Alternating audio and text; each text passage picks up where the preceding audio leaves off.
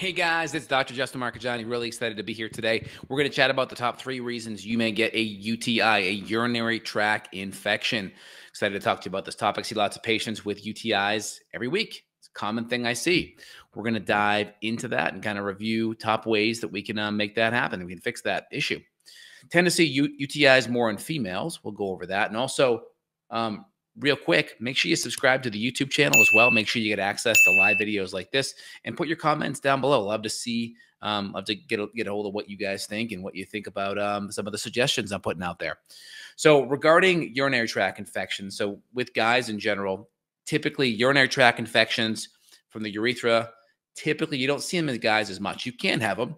Again, urinary tract infections can spread upstream through the urethra into the bladder and then eventually go to the kidneys. There's quite a big distance for guys going from the urethra into the urinary tract, into the bladder, and up to the kidneys, much farther. Women have a much shorter distance of tubing, so bacterial infections are much easier to spread. Big reason why women are more prone is you're going to have a greater risk after sex. So after intercourse, there's greater chance of bacteria from the semen and such to kind of hang out, stay in that cavity, especially if you don't get up and urinate and kind of flush everything out. There's that as a increased risk. Number 2, just an increased risk if you have imbalance in your vaginal flora, imbalance in your vaginal pH.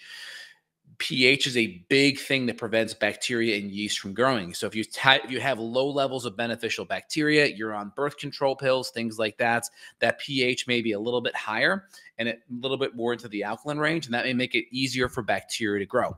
Remember, beneficial bacteria actually produce acid. If you look at the Latin translation of Lactobacillus acidophilus, it literally translates to acid loving. So beneficial bacteria actually produce acid, and they can shift the pH a little bit and make it harder for bugs and bacteria to grow. Again, the biggest, most common bacteria for UTIs are going to be E. coli. E. coli is the most common one. With BV, you're going to see more Gardnerella. That's the kind of bacterial overgrowth in the vaginal area. Urinary tract is going to be specific to the urethra and the urinary tract.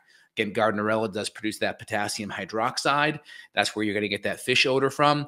Urinary tract, you're going to notice more just that burning, that urinary urgency, where the vaginal itch or vaginal pain and vaginal odor will be more for the BV. So you can kind of differentiate those. And then a yeast infection, again, it can feel similar to the BV. The typical distinction will be the odor most of the time. And then also you can get like a monostat pH test and you can see if that's off as well. You can also get a culture, see if there's any bacteria or yeast present as well. I would say the biggest difference would be yeast, you tend to have a little bit more discharge. You could with BV. I think the big thing would be the differentiating odor. That'd be the big thing out of the gate. And also the itchiness. You can have both. So there can be an overlap. You may need a culture or a swab if you can't quite figure it out. So regarding urinary tract issues, first thing is intercourse. That increases susceptibility. Second thing is going to be pH. And so if we have imbalance in the pH due to bacterial imbalances, antibiotic use, birth control pills, that can throw the pH off, and that can make it easier for the bad bugs to grow.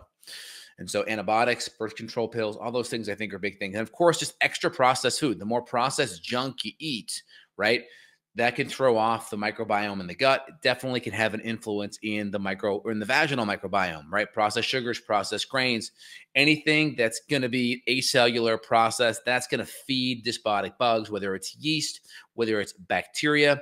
These are different things that would be driving factors. Now, you can differentiate it with like a monostat swab that can tell you if the pH is off and if you're more likely to have a yeast issue. If you're on the fence, you can always do a urinalysis, and they'll check for bacteria, white blood cell esterase to look at pH and such. They can also do a swab, and they'll see if it's bacteria-based, so you can do a swab for that. And again, usually the monostat will kind of tell you on the yeast side. It's a pretty good at-home test. And then the urine culture will tell you more on the BV or UTI side, because typically you'd be able to, well, usually the urine culture is going to be more on the urinary tract, where a vaginal swab would be more on the BV side. Just an FYI on that. Now, again, natural things we can do is just one, add in probiotics. One of the best things we can do for vaginal health is like the L-Reuteri species is excellent. So L-Reuteri is very good. You can easily mix some like Greek yogurt, and you can insert intravaginally. Making sure you're hydrated, getting enough water plays a big role because that way you're constantly urinating and then you're kind of passing the E. coli that's in that urinary tract. You're pushing some of it out. You can also add in things like D-mannose because E. coli loves the D-mannose sugar. D-mannose is a sugar that's very big, so it goes out in the urine. You don't really absorb it and put it in your bloodstream and burn it. It's bigger, so it goes out in the urine. And then typically, as it passes out the urinary tract, the E. coli kind of grab onto it. And as that D-mannose is flowing by, the E. coli are grabbing onto it and going out in the toilet. So D-mannose can be excellent, very helpful. Parsley can be very good. I'll even use a little bit of apple cider vinegar or cranberry juice. You can add like a little bit in some water and you can drink that. You can do 4 ounces of raw, no sugar added organic cranberry juice. You can add some water or do it straight if you gain all the taste. That's very good.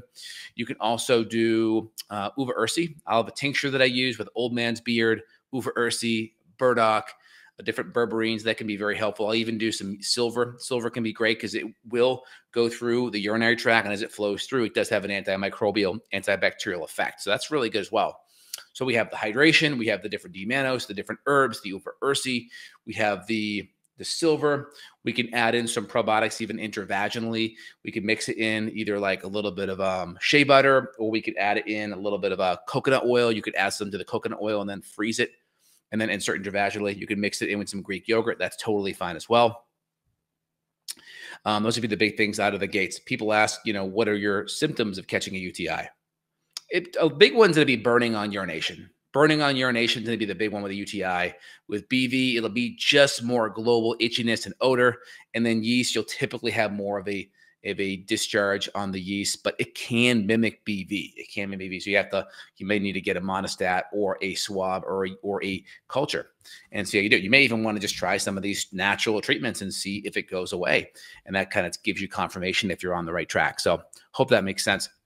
But again, hydration, good healthy bacteria in the urinary tract, in the vaginal canal. You can even take things orally or even insert intravaginally. You can really make sure hydration's dialed in. You can make sure you are doing good healthy foods that are not going to feed the dysbiotic bacteria. And then you can work on some of the different herbal tinctures that I mentioned below. In my line, we use GI Clear 3. That'd be one that I would use as well. I would even say you could even do like the GI Clear 4 with the Golden Seal in there. Golden Seal works phenomenal as well. And I have a urinary tract tincture. It's a special order product, but if you I'll put it down below. I'll put a link down below for it so you guys can find it. I hope that helps. If you guys enjoyed today's video, feel free and click down below. There'll be links to my coordinates where you can get a hold of me. I see patients functional medicine-wise worldwide. Again, if you have vaginal imbalances, there's probably more issues upstream in the gut. So you may want to look deeper in that area, especially if you have imbalances in digestion and motility. It's good to look upstream as well. Again, if you enjoyed today's video, put your comments below. Let me know what you think, and you guys have a phenomenal day. Take care, y'all. Bye now.